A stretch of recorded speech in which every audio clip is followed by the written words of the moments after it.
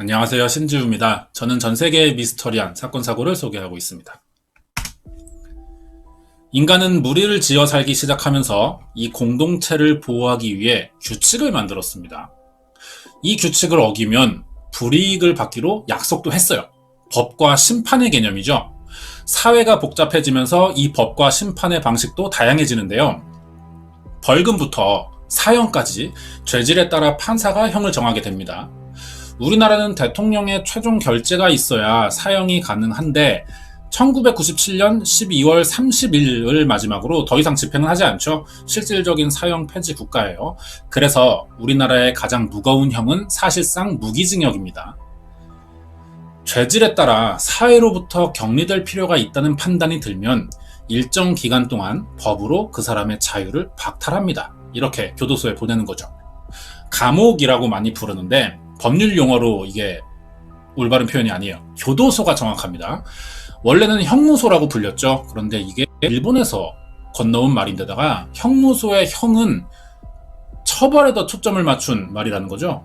우리나라는 교정에 더 많은 목적이 있어요. 그래서 바로잡을 교와 인도할 도자를 써서 바로잡아 인도하는 곳이라는 뜻의 교도소로 명칭이 바뀌었습니다. 곧 범죄자가 발생하면 다시는 그러지 않도록 교정하고 사회로 다시 돌려보내는 게 현재 우리나라의 교도소가 맡은 역할인 거죠. 자, 그런데 우리가 교도소의 이런 기능이 지금 제대로 작동하는지 의심될 때가 많단 말이에요. 교도소는 범죄 학교라는 말도 있습니다. 오히려 다양한 범죄 수법이나 각종 노하우를 익혀서 나오기도 한다는 거죠. 교도소는 범죄자를 가둬두지만은 않아요. 일을 시킵니다. 재소자를 노동력으로 사용하면서 반성의 기회와 시간을 주고 동시에 사회로 나갈 경우 적응할 수 있는 교육도 시킵니다. 재범 방지 프로그램과 직업훈련인데요. 이런 게 있기는 해요. 하지만 많은 사람들은 여기에 그렇게 큰 실효성을 느끼지 못하고 있습니다. 특히 재범률이 높은 성범죄에서는 더 그렇다는 거죠.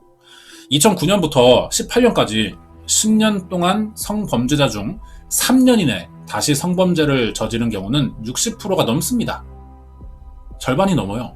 그럼 교정 프로그램에 문제가 있다고 볼 정도의 수치인 거죠. 한 가지 확실한 건 인간은 수천 년 동안 범죄와 동시에 진화를 반복해왔다는 겁니다. 지금 제대로 고치지 못하면 다음엔 더 과감하고 잔인한 범죄를 저지르게 돼요. 그 빈도수도 당연히 잦아지겠죠. 단순히 교도소에 갔다 온다고 다 고쳐지는 건 아니고요. 오히려 범죄가 더 진화하는 경우도 생긴다는 겁니다. 그 예로 오랜 시간 교도소에서 지냈지만 더 잔인해진 범죄자를 알아볼 거예요.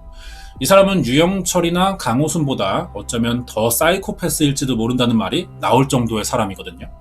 대체 누구이며 어떤 범죄를 저질렀고 왜 그렇게 된 건지를 알아보겠습니다. 자세한 내용이 궁금하시면 구독과 좋아요 부탁드립니다.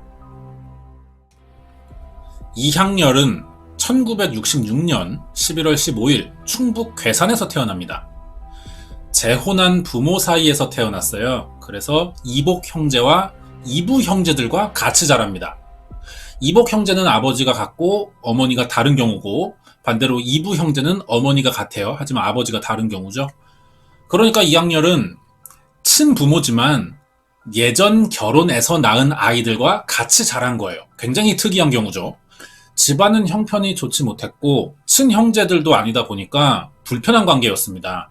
정상적인 가정생활이 쉽지 않은 집안 같죠. 이 영향이 없진 않았던 것 같아요. 이향렬은 초등학교만 졸업하고 1982년인 15살에 서울로 올라갑니다. 구로구에 있는 가방 공장에 취직했어요. 청소년기예요. 이성에 대한 관심이 자연스럽게 생길 때인데 이향렬은 여기에 병적으로 여자에게 집착하는 성향을 가지고 있었습니다. 틈만 나면은 나이트클럽에 갔어요. 그래서 여성들을 만났고 친구들과 누가 빨리 여자를 꼬시는지 이런 내기도 자주 했습니다. 이렇게 1년 동안 만난 여성이 50명 정도 돼요. 이렇게 나이트클럽을 다니다 18살에 2살 어린 김양을 만나게 됩니다. 그리고 만난 지 얼마 되지 않아서 김양이 임신을 해요.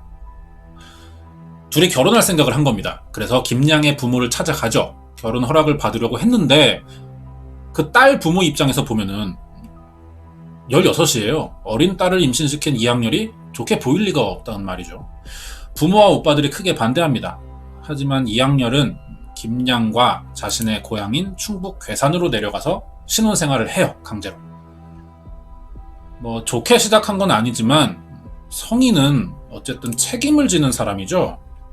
이왕 내려왔으니 잘 살면 되는데 이항렬이 사고를 쳐요. 1987년 1월 27일 같은 동네에 살던 16살 여학생을 자기가 가지고 다니던 과도로 위협해서 성폭행하다 붙잡힌 거죠. 이 일로 징역 2년 6개월을 받습니다. 과도를 가지고 다녔다는 것은 항상 범죄를 염두한 계획적인 흉기 소지였을 거예요. 초범이라 형이 작게 나왔는데 잡힌 게 처음이라는 거죠. 범행 방식이나 그전까지의 생활을 봤을 때 이미 범행 경험은 크던 작던 몇 번 더 있을 것으로 보입니다. 이때 아내가 된 김양은 임신 8개월이었어요. 남편이 교도소로 가니까 이제 혼자 생활해야 되는 겁니다. 타지에서. 힘들었겠죠.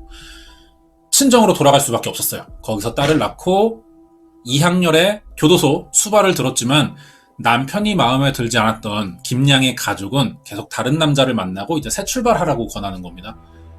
김양도 그러기로 했어요. 자기를 다른 지역까지 데려가 놓고 정작 성폭행으로 교도소에 가버리니까 아내 입장에서 배신감이 들거든요. 그래서 다른 남자를 만나요. 윤씨라고 하는데 윤씨는 이항렬과 낳은 딸까지 자기 호적에 올리겠다고 말을 하는 겁니다. 결혼을 그렇게 결심했고 빨리 진행됐어요. 결혼한 뒤에는 전남 영암으로 가서 살았고요. 여기서 세 딸을 낳습니다. 이항렬은 1989년 12월 23일에 출소해요. 당연히 김양을 찾으러 서울에 갔죠. 하지만 재혼했다는 소식에 하는 수 없이 고향인 괴산으로 되돌아갑니다. 그리고 2년 정도는 조용히 혼자 살아요. 하지만 다시 범행을 저지르죠. 1991년 6월 1일 같은 마을에 사는 15살의 여중생을 석궁으로 위협합니다. 그리고 3차례의 성폭행을 해요. 범행 동기 들어보니까 출소하고 돌아오자 자기를 좋지 않는 시선으로 보는 사람이 있길래 화가 나서 그 사람의 딸을 성폭행했다는 거죠. 이게 전형적으로 좀 못난 애들이 하는 짓입니다. 자기에게 위협이 되는 사람에게는 아무 짓도 못해요. 하지만 거기서 생긴 화를 자기보다 약한 사람들만 찾아다니면서 골라 푸는 거죠. 이런 경향의 범행 수법은요, 유독 잔인한 사람들에게서 많이 나타난다고 합니다. 이 사건으로 이항렬은 징역 15년을 받아요. 총 그러니까 17년 6개월을 교도소에서 보낸 건데 정신적으로 성인이 되는 기간을 청소년기를 교도소에서 다 보냈어요. 남들처럼 평범한 사회생활에 학습 기회도 놓쳐버렸죠. 교도소 안에서 사회화가 된 사람이에요. 이때 김양 집안에 대한 분노가 컸다고 하는데 김양은 자기가 교도소에 있을 때 배신해서 재혼했고 결혼을 반대한 가족에게 화가 많이 났습니다. 15년 동안 징역을 살면서 김양에 대한 복수를 항상 생각했어요. 15년이 지납니다. 2005년 10월 28일 이항렬이 출소해요. 그리고 전남 영암군에 여기가 대불산업단지라고 합니다. 여기 조선회사에 취직하거든요. 한동안은 또 조용히 일하면서 잘 사는가 싶었죠. 그러다 2007년이 되자 그 아내였던 김씨랑 낳은 친딸의 안부가 궁금해진 거예요. 서울로 올라갔어요. 그러자 김씨의 어머니는 이제 이항렬이 제대로 된 직업도 있고 착실하게 사는 것처럼 보였나 봐요. 딸이 재혼한 윤씨와 지금 별거 중이니 찾아가서 다시 잘 살아보라고 만나게 해주는 겁니다. 이항렬은 15년간 수감생활을 하면서 김씨와 가족에 대한 분노가 컸지만 정작 자기에게 호의적으로 나오니까 마음이 다 풀렸어요. 그래서 재결합합니다. 이렇게 김씨와 이항렬의 친딸, 그리고 김씨가 재혼하면서 윤씨와 낳았던 딸, 이 4명이 같이 살아요. 김씨와 이항렬이 재결합했지만 윤씨와 이혼한 상태는 아니었거든요.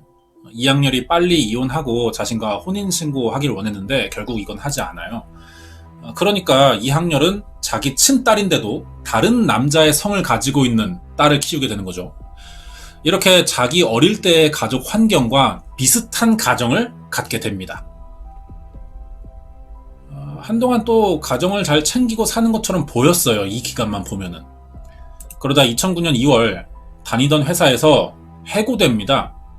이때부터 자기는 사회적으로 무능력한 존재처럼 느껴졌고 우울증이 생겨요. 자책을 많이 했었다고 합니다. 그런데다가 사실 두 딸과의 관계가 좋은 것도 아니었어요. 의붓딸은 친자식이 아니고 친딸은 다른 남자 성을 가지고 있습니다. 그리고 어릴 때부터 키우지도 않았어요. 딸 입장에서는 남처럼 보이겠죠. 그런데다가 이 딸들이 중학교를 졸업하고 유흥업소에서 일을 하기 시작했거든요. 아무리 전과 이범이라고 해도 자식이 이러면 어쨌든 아빠니까 화가 날 수밖에 없을 거예요. 이렇게 사회적인 무능력에 자신이 원하던 가족 생활도 하지 못하자 이 스트레스를 풀어요. 범죄를 통해서. 이 날짜가 2009년 5월 5일 12시였습니다. 동거녀인 김씨, 예전에 김양이죠. 김씨 큰오빠의 둘째 딸인 조카를 성폭행한 겁니다. 장모 집에 있던 16살 조카에게 아내인 김씨가 보고 싶어 하니까 같이 집에 가자면서 유인해요. 그리고 집에서 조카가 옷 갈아입는 걸 문틈으로 몰래 봅니다. 그러다 갑자기 성폭행을 저지른 거예요. 이미 이전에 교도소에서 15년을 산 경험이 있었죠. 또 가고 싶진 않았어요. 결국 김양의 입을 막아야 했고 가장 확실한 방법은 살인이었던 거죠. 테이프로 조카의 손발을 묶고 입을 막습니다. 산채로 여행용 가방에 넣은 뒤 트렁크에 실어서 안매장 장소를 찾아다녔어요. 그러다 이 장모 집 근처 야산에 묻으려고 했습니다. 도착해서 트렁크 열어보니까 조카가 이미 사망해 있는 거죠. 코와 입이 막혀서 오랫동안 웅크려 있다 보니까 트렁크기도 하고 호흡곤란으로 질식사한 것 같습니다. 그대로 산에서 묻었는데 이 과정에서 굉장히 이학렬이 철저했어요. 조카가 가출한 것처럼 보이기 위해 가방과 운동화를 근처 터미널 쓰레기통에 버렸고 알리바이를 만들려고 일부러 사람들 앞에 자기를 드러내기도 했습니다. 이날 낚시터에 들려요. 그래서 사람들과 고의적으로 대화를 하는 거죠. 그 뒤에 휴대전화를 새로 개통해요. 그리고 조카인 척하면서 가족들에게 잘 있으니 걱정 말라는 메시지를 보냅니다. 그리고 집에 돌아와요. 가족들이 조카를 찾으러 다니겠죠. 이때 같이 다닙니다. 조카를 찾는 척해요. 그리고 사건 5일 만인 5월 10일에는 자기가 직접 파출소에 가서 조카의 가출 신고까지 했죠. 조카를 살해한 지 이틀 만에 이학렬은 또 살인을 저지릅니다. 이학렬의 말로는 5월 12일 오후 5시쯤 19살인 의붓 딸에게 왜 청소와 설거지를 안 하냐고 잔소리를 했어요. 그러자 그 딸인 윤양이 왜 그걸 꼭 자기가 해야 되냐면서 대들었다는 거죠. 여기에 화가 난 이학렬은 딸을 침대에 눕혀서 얼굴과 가슴을 구타했고 손발을 테이프로 묶어 성폭행한 뒤 목 졸라 살해합니다. 이학렬은 이제 멈출 수가 없는 몸이 됐어요. 의붓딸이 사라지면 유력 용의자로 의심받는 건 자기가 될 거라는 걸 누구보다 잘 알았습니다. 이왕 이렇게 된 거 이제 그냥 살인마가 되기로 결심해버려요. 의붓딸의 시신은 감추지도 않습니다. 집에 놔둬요. 그리고 3시간 뒤인 저녁 8시쯤 동거녀인 김씨가 일하는 휴게소 식당을 찾아갑니다. 동거녀는 이 사실을 모르고 있죠. 퇴근하는 김씨를 차에 태우고 강진군의 식당에서 같이 저녁을 먹어요. 그리고 인적이 드문 곳으로 가서 차 안에서 성관계를 한 뒤 갑자기 돌변합니다. 너를 죽이고 싶을 정도로 사랑한다는 이상한 말을 하면서 김씨의 목을 조르는 거죠. 김씨가 숨을 쉬지 않자 차에 있던 전선으로 다시 목을 감아 확인 사살까지 하고 트렁크에 옮겼어요. 2번의 살인을 했죠. 이학렬은 이제 예전부터 원한을 갖고 있던 동거녀의 가족들을 죽이려고 합니다. 장모의 집을 찾아가요. 시간은 5월 13일 새벽 1시. 김씨를 죽이고 바로 간 겁니다. 장모 집에 간 이학렬은 김씨 큰오빠의 첫째 딸, 아까는 둘째 딸이었죠. 첫째 조카를 집에 데려와요. 유인 방법은 같아요. 김씨가 보고 싶어 하니까 용돈도 주겠다는 식으로 유인한 거죠. 집에 데려온 조카가 안방에서 잠이 들었거든요. 그러자 회칼로 위협한 후 테이프로 손과 발을 묶고 입을 틀어막습니다. 그리고 가위로 옷을 자른 뒤에 성폭행해요. 근데 이번에는 죽이지 않거든요. 옷장에 감금해 둡니다. 그대로. 다행히 죽진 않았어요. 11시간 정도 갇혀 있다가 구출됐습니다. 이제 그러면 이학렬의 목표 누가 될까요? 친딸이 남아 있습니다. 새벽 3시에 PC방에서 아르바이트를 하고 돌아오는데요. 이때 나이가 21살이었거든요. 딸이 집에 들어오자 테이프로 손발을 묶고 입을 틀어 막았죠. 그리고 조금 전까지 저지른 일들을 다 털어놓습니다. 옷장에는 조카가 감금돼 있고 다른 방에는 의붓딸의 시신이 있다면서 이제 너도 죽고 나는 자살하겠다 이런 말로 위협했어요. 특히 그 의붓딸 동생은 살 가치도 없다는 말을 여러 번 반복했었다고 합니다. 그러다 마음이 바뀌어요. 딸에게 죽이지 않겠다며 결박을 풀어주는데 대신 조건이 있는 거죠. 친딸에게 마지막 소원이니까 한 번만 같이 샤워를 하자면서 딸의 여러 벌 속옷을 꺼내와서 입히고 사진을 찍고 그래요. 씻자 그래놓고 왜 속옷을 입히는 건지 모르겠는데 여기까지 행동들 보면은 성도착증 환자인 건 분명히 보이죠. 결국 친딸도 성폭행합니다. 정리하자면 이학렬은 둘째 조카와 동거녀인 김씨, 의붓딸을 성폭행 살해했고 첫째 조카를 성폭행한 후 옷장에 감금한 뒤 친딸까지 성폭행했어요. 이게 이틀 만에 일어난 일이에요. 12시를 넘어간 기점이니까 따지고 보면 하루 만의 사건이라고 봐도 됩니다. 같은 날 점심쯤 이학렬은 담배를 사러 집 밖에 나가요. 딸을 테이프로 묶어놨으니까 안심했던 것 같거든요. 하지만 나가자마자 친딸이 방문을 잠그고 경찰에 신고합니다. 그래서 생각보다 쉽게 검거는 됐어요. 김씨와 의붓딸을 살해했고 첫째 조카와 친딸의 성폭행은 인정했어요. 자기가 봐도 증거가 너무 명확했거든요. 하지만 첫 살인이었던 둘째 조카는 부인하는데 경찰이 휴대전화 개통 내역으로 추궁하니까 이것도 4일 만에 인정했고요. 인정하면서도 변명을 합니다. 이학렬 말로는 둘째 조카가 자기를 먼저 유혹했고 범행 이전부터 이미 여러 번의 성관계를 가져왔는데 이 조카 때문에 자기 가족이 파탄났다는 겁니다. 그래서 자기 가정을 깼기 때문에 응징하는 차원에서 죽였다는 거예요. 당연히 이걸 믿을 수 있는 사람은 없죠. 하지만 딱히 증명할 방법도 없긴 합니다. 그래서 이번에는 왜 친딸에게도 그랬는지를 물어봤거든요. 그러자 하는 말이 친딸만 내버려 둔다면 다른 사람들에게 부당한 대우를 받을 것 같았다는 이상한 대답을 했어요. 그리고 김씨, 동거녀 김씨의 살해는 김씨가 가장 행복할 때 죽인 것이라면서 자기가 계획했던 그 19년 전의 분노를 굉장히 강하게 드러내기도 했습니다. 1심에서 사형받았어요. 이학렬은 피해자를 다시 만나더라도 똑같이 죽였을 것이라면서 반성의 기미 전혀 없었습니다. 사형 선고에 대해서는 무섭긴 한데 자기가 한 일에 후회는 하지 않으니까 죽이든 살리든 마음대로 하라면서 신경질적인 반응을 보였거든요. 그러면서 항소합니다. 항소심에선 살인의 이유가 모두 피해자들에게 있다며 책임을 떠넘기기도 했어요. 하지만 2010년 3월 25일 최종 사형이 확정됩니다. 그런데 우리나라는 지금 사형을 집행하지 않죠. 오래전부터 중단해왔기 때문에 아직 교도소에서 복역 중이에요. 사건 내용은 여기까지인데 이학렬의 범행을 이해할 수 있는 사람은 없죠.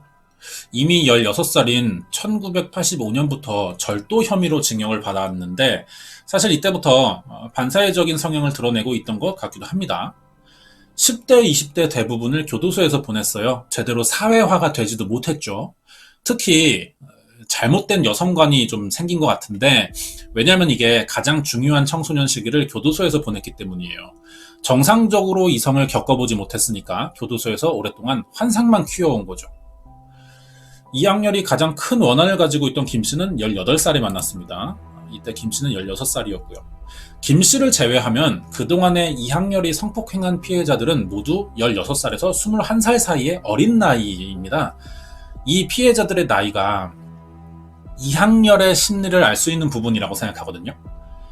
이 사람은 자기가 기억하는 여성에 대한 그 경험이 10대밖에 없어요.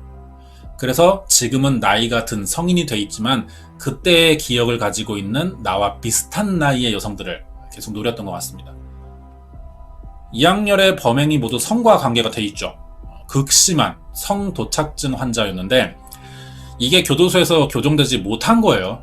그러니까 결국 출소한 뒤에 계속 반복된 거죠. 가족을 살해하기 전 17년 6개월을 복역한 사람인데 아무것도 나아진 게 없다는 거죠. 결국 교도소 교화 시스템이 하나도 작동되지 않은 겁니다. 지금은 성폭력 교정 프로그램이 있어요, 교도소에.